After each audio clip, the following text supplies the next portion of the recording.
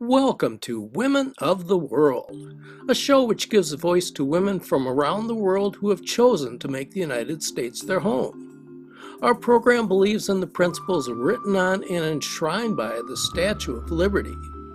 Here's today's moderator, Elder Semarit Strawn. Welcome to Women of the World. I am Elder Semarit Strawn and your moderator for a fascinating and tasty show today. I have the honor of welcoming two wonderful co-hosts, Gloria Vendelmatrot. Thank you. Thank you so much, Samarit. I'm delighted to be here, and I think this is going to be an exciting show. I can't wait. And Dawn Tomlinson. Well, thank you for having me, and I hear this is going to be a very delicious episode. Exactly. And all of us are eager to welcome you, our guest, Ishwari Rajak. Thank you. From Nepal. Yes, from the Himalayas. Wow. So we know a little bit about your passion and your courage, and I am eager to see how all of that got woven into a passion for cooking. Yes. After school, and when I graduated, I moved to the cities, and I started working for non-profit organizations like Women's Consortium and League of Women Voters, both two. Then I decided it wasn't feeling very right in my heart anymore. I'm really passionate about women's issues, but I was like, it doesn't feel right anymore after this. So I started just experimenting with things and cooking, which I never thought I would do, and people still don't believe that I cook. So I started a business called Isu's Himalayan Foods. Isu's because my name is Ishwari, and my family called me Isu. So I said Isu's means Isu's Himalayan food. I do cooking classes, mostly right now around the town in St. Paul and Minneapolis. I do many cultural stuff. I do so things that are more cultural to me, and cooking. All the cooking classes recipes are Himalayan recipes. The things I make, like the soup kit, chocolate. Oh, I make amazing chocolates, by the way. I make chocolates with chai spices, with pepper, and with ginger. What are the differences, the main difference that makes something Himalayan or from Nepal what in the foods? What is that difference? Spices. Spice. Yes, Okay. different kinds of spices, and how you use them and what time you use them during cooking is the main thing, one of the main things, apart from ingredients and other things. But spices is one of the main things, Okay. and how you use them. So what would a key spice be? Cumin, pepper, red chili pepper, and what else? Coriander powder, onion, garlic, ginger. Those are very basic ones. You use it almost for all the ingredients, all the food. Ishwari, there was almost a little something when you were first talking to us about your cooking, and it was how your mother or your sisters would be surprised that you are cooking. So there's a story there, and I'd love to hear it. Me too. I'm the eldest of 5 kids, 5 daughters. So I started cooking very early in life, when I was 6 years old. I'm also a menstruation right advocate. That means, so my story of cooking is connected with menstruation. My mom had her period, so she couldn't go to the kitchen, and she had to make food. So she got me cooking. So I started cooking when I was 6 years old. By the time I was 15, I hated cooking. So, and then my sisters were just perfectly ready to cook. They loved cooking. So I didn't cook for a really long time. I mean, I cooked a little bit, but that was like, I have to cook kind of story. But when I moved here, then I had to cook. I had sisters, mom, I had maids who cooked for me back home. But when I moved here, I was like, nobody could cook. So yeah, so still my sisters are very amazed at the things that I just whip out and cook. Interesting. Yeah. There's a very close link, isn't there, between food and the feeling of home and the Yes. fact that home is far away. How is that for you? Interesting enough, when I was back home, I wouldn't eat Nepali food most of the time. when I was invited at other people's house. They knew that I'm not a Nepali kind of food eater, so they would cook me something else. They would just make me like pasta or something like that. But I came here, I was like craving for Nepali food, and me cooking myself was the only option. So yes, sometimes I wish there was somebody who would make Nepali food for me, and my Nepali friend is the one. I'm like, oh, okay, can you make food for me? Yes. And what did you crave the most when you first started cooking? What did you want the most? What type of food, or individually, what food? I would What say, dish? What dish? I would say rice and curry, like goat curry, chicken curry, then that, and then lentils, and also spinach. So there's Spinach. when I was in the I would cook rice, lentil, spinach, and potatoes on Sunday mornings. So that was my comfort food. That's what I craved. okay. And I came here. I make a lot of curries. Well, what do you do with the spinach? Is that part of the curry?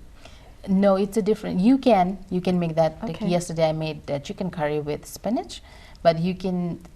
One very easy way to eat greens in winter when it's so cold and you don't want to eat salad, it just saute the greens with some garlic and ghee or butter.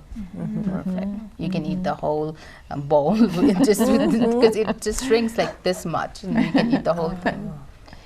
Ishwari, I also know that you majored in women and gender studies, and we sometimes in modern times associate, a strong stance on women's rights with not so much of what's called domestic arts like cooking.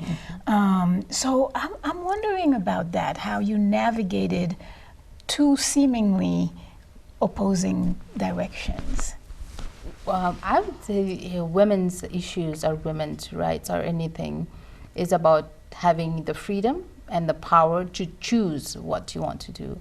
And for me, I worked in the office, like career corporate office, for 17 years. Wow. That's what I chose then. I've evolved, and this is what I'm choosing now. So just having that freedom to do what I want to do right now is powerful, and women's right for me, and my right for me.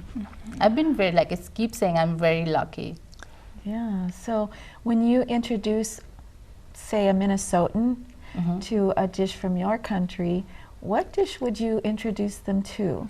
One thing I've noticed people love and know is dumplings, Nepali dumpling, what we call momos. I do cooking classes, that's community level, and people love momos. So momos is one thing, and chicken curry or curry is another two very two things. What do you put in the momo? And what makes the dough, the covering? The covering is pretty easy.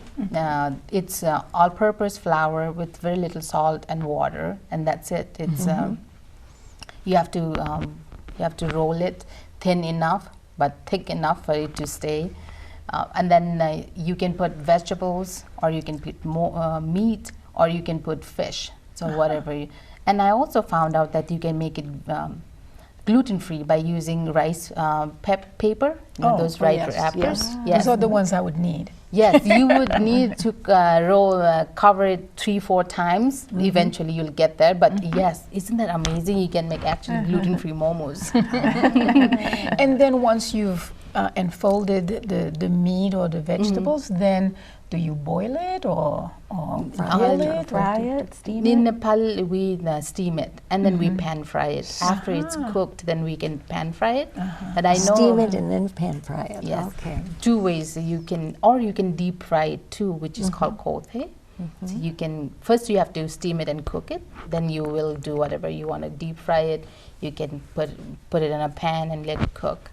So Are the vegetables raw that go into it? Or Yes. they are? Okay. yes, they're raw, because when you're steaming it, you steam it for 10 to 15 minutes, depending on if it's frozen or it's fresh. So it's there's very little amount of food in there, so the steam just cooks it quickly.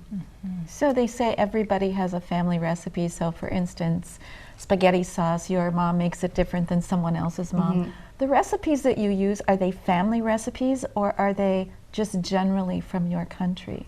It's general, but all families almost makes it with a twist, and I Sure. use my mom and my people. I would say my mom, my dad, and my grandfather's recipes, and my sisters. They're way better cook than I am, but I do the cooking classes. So you've got better cooks, but you're the better entrepreneur. Yes, yes, You learned from necessity because you missed it so much. Yes, Yes. yes. And how delightful that now you've come to teaching it to others. yes, I do. So- I love teaching. You mentioned your grandfather had a recipe. Yes. Do men cook? Like in my family, the men do not cook. So in your family, the men cook? In my family, yes. Yeah, my grandfather cooked lentil soup. Amazing. I never learned the whole recipe because I wasn't a big fan of cooking then. He's gone. Oh. But yeah, he used to have us sit around and he would cook us. He'd tell us, not cook us, but cook for us. And then he would tell us how to cook, but I don't remember.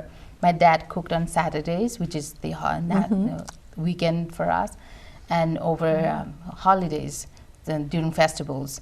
But he always put too much water, soup in curries. So my mom was like, too much soup. And then it's like, that's why my daughters are strong. Yeah, my dad cooked. My mom did most of the cooking though. I think my husband is Indonesian Dutch, and I have learned to cook many Indonesian dishes for him, which I love to do. And they too, it's the spices that make it different and how you use them in the dishes. But Dawn, it's somewhat like you say, and the men in your family don't cook. Right. My husband doesn't cook either, but his taste is perfect. So when I would start learning to cook some of these things, he would taste it to make sure that it was right, and we kind of experimented until I was able to do it that fit his taste. Like mom made. Yes, yes, that's about right. And so you were tasting your own as you cooked it. Yes, yes. So how did you really, like you say, you didn't cook much at home or before you came to the United States.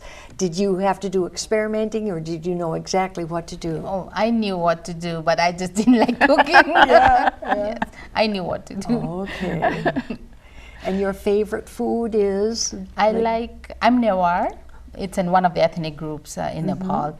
I like beaten rice. I like curries, that different curries that go with it, and so just in general, I like rice and chicken curry and goat curry. Right. But my ethnic group, Newari food, is the best. It's just like And what kind of rice do you use? I use basmati rice. Basmati? Yes. You I said do beaten too. rice? Yes. What is that? Isn't that amazing?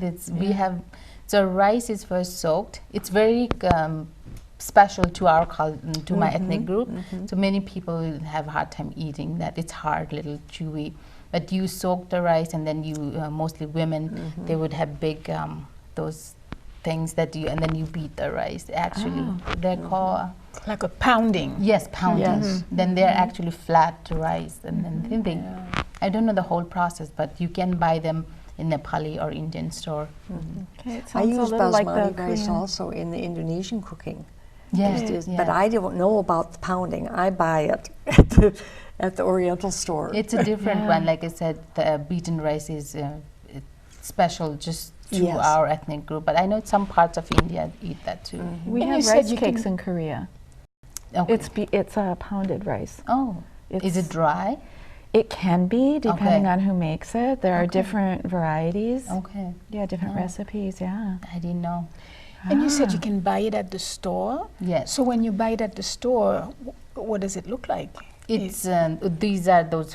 So imagine rice grain, and then they're flattened. Oh, the flattened grain.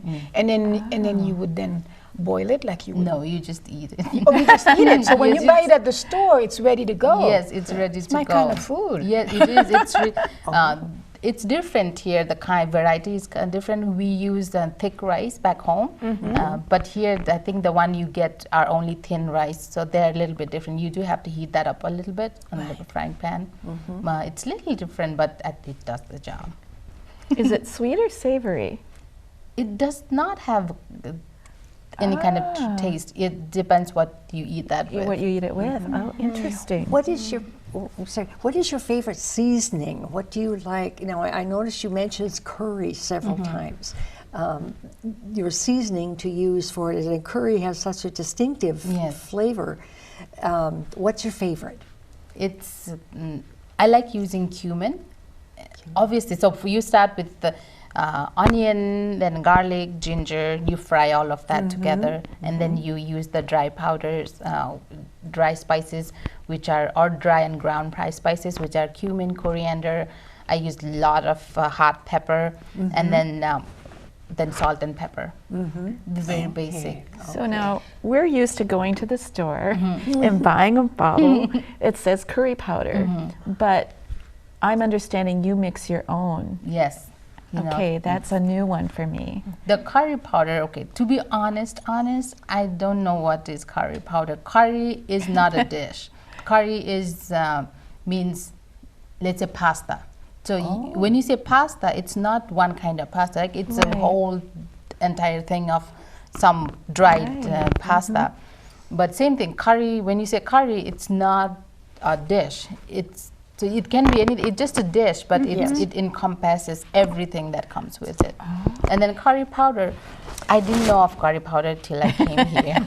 But interesting enough, I also saw that there's curry plant, so I wasn't sure if.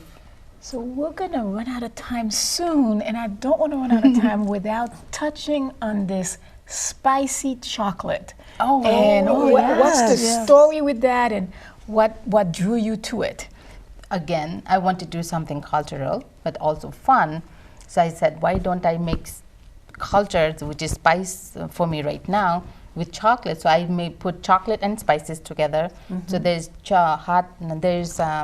hot chocolate, which is pepper chocolate, and there is ginger chocolate, and there is chai, which is with chai spices.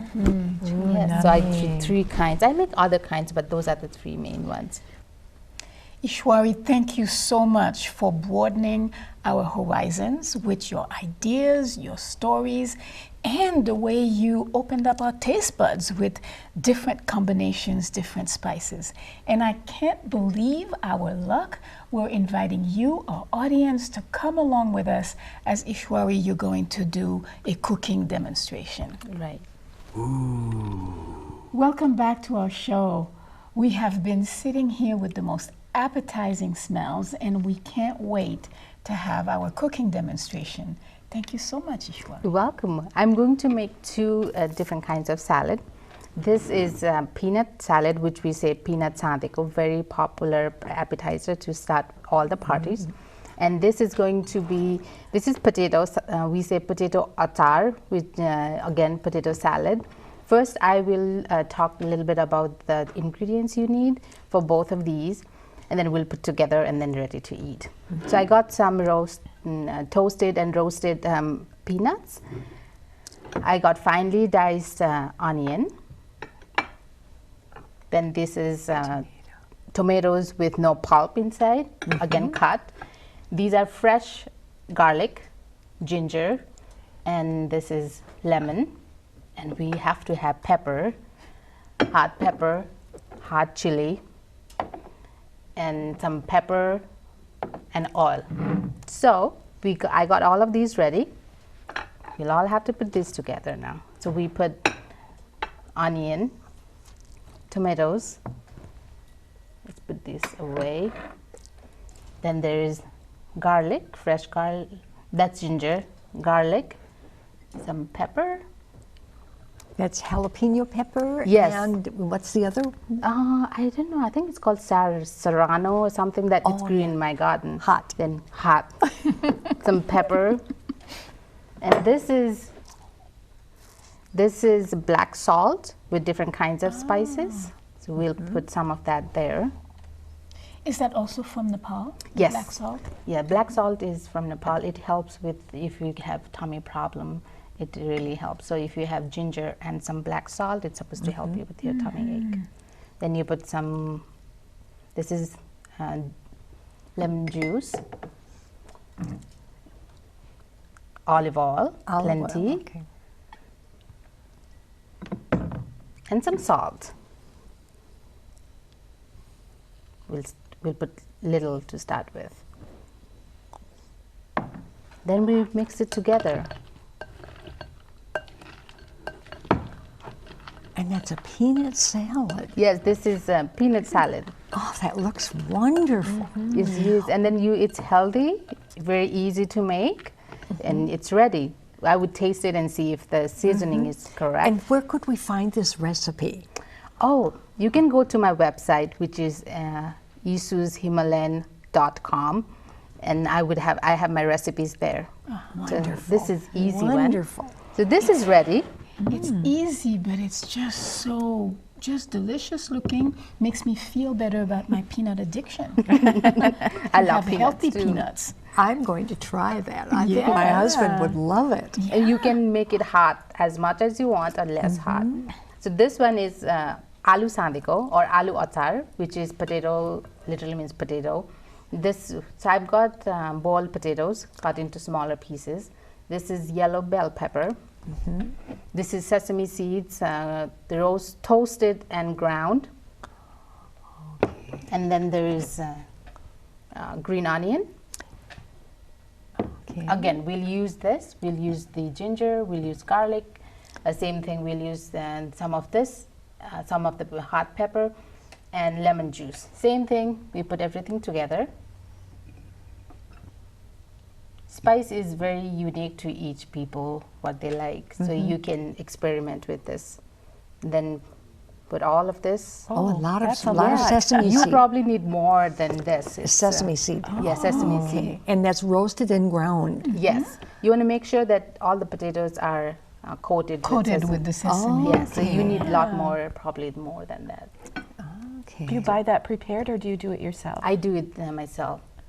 For this one, we will not use any hot pepper, just in case people don't pepper. Then lemon juice. Lemon juice. For this one, we need more garlic, so we'll use garlic powder. You can also use fresh garlic paste. So that's. And, what do we call it? Garlic that's all cut up in Yeah, a it's jar. smaller. Minced Yes, garlic. you can use that too. Okay. It's easy to do at home too. I just love the way you cook with your hands. Yes. I mean, just kind of the measuring and it's very tactile. Yes, that's what I tell people in my class, that you want to feel the spices, things with your hand, and you want to smell it, because when you are feeling it, you know, because when you get used to the texture of the stuff, like I know how the different spices feel, and then if you make a mistake, you know before you make a mistake that you're putting something else instead.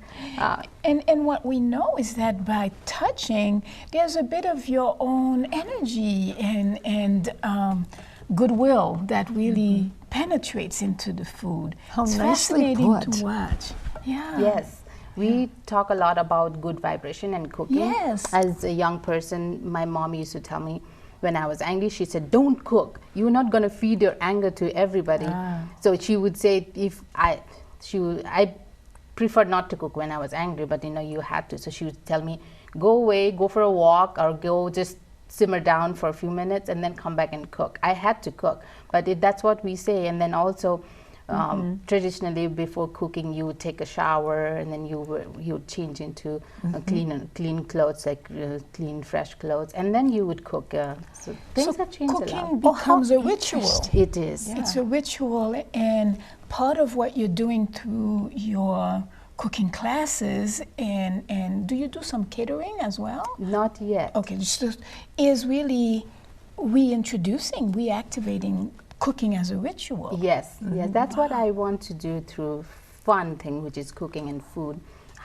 What actually it means to be, for me, a Nepali, a person from the Himalayas, and it's way up there, very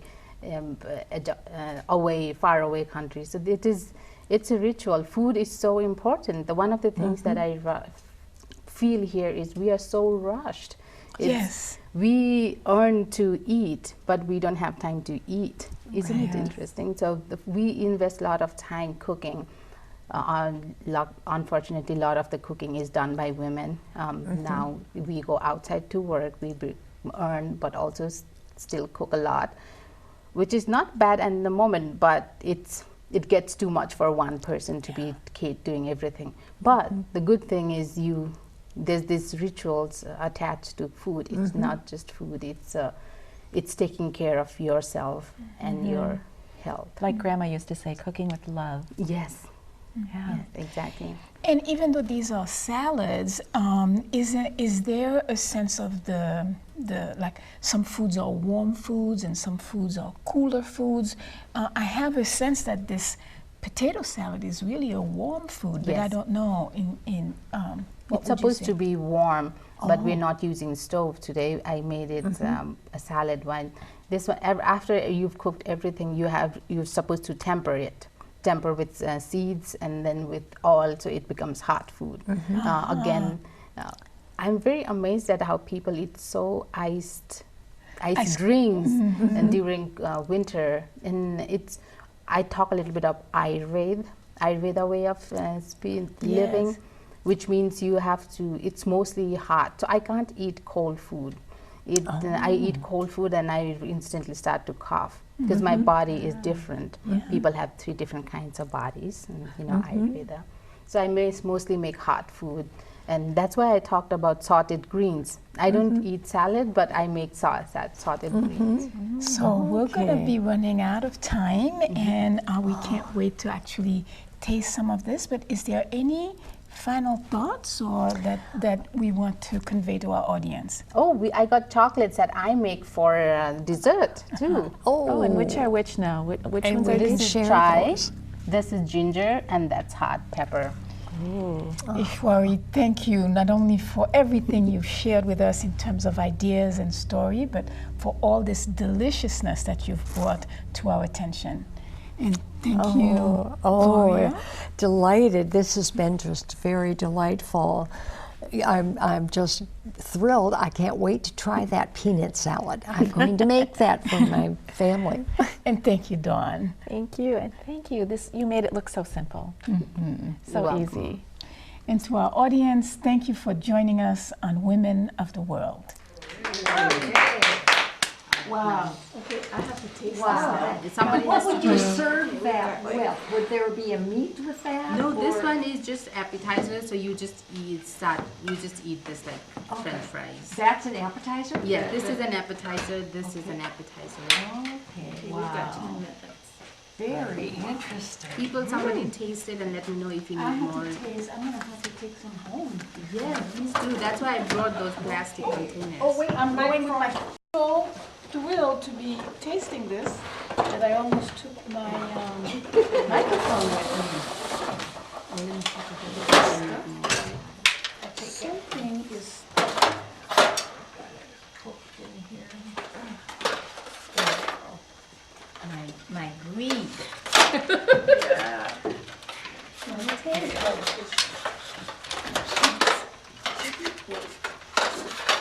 That was very good, you guys. Very well. Wow. Okay. Everybody eats spices here? No,